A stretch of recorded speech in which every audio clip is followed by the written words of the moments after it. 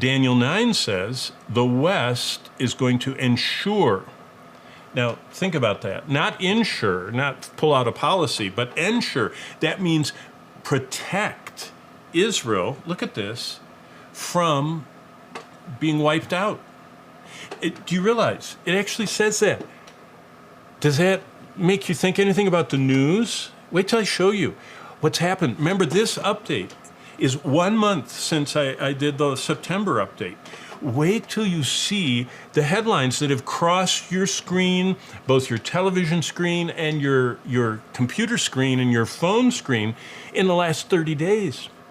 I mean, I've been studying prophecy since I was a little boy. My father always told me the story of how he had his, what he called a transistor radio. He was so proud of that. Listening to the attack on Israel by all the nations in 1967, the Six-Day War, and he listened to it, and he heard the proclamation of Israel, going to be annihilated and everything that happened. He even talked about, as a little boy, he would hear his grandfather talk about Israel, and they sat around the family radio and listened to the proclamation of Israel as a nation in 1948. So I've come from a prophetic family, but I've never seen what I'm going to show you has happened in the last 30 days. Okay, Zechariah 12 tells us that there's going to be a final global hatred of Israel.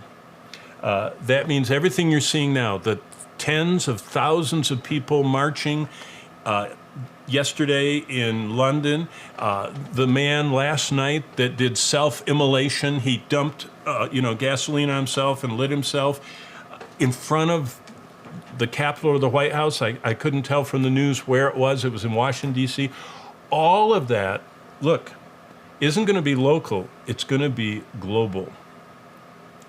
God says in Zechariah 12, there is going to be all the world hating Israel, and not just hating and boycotting and getting up when the leader of Israel speaks at the UN and leaving the building, as happened last week.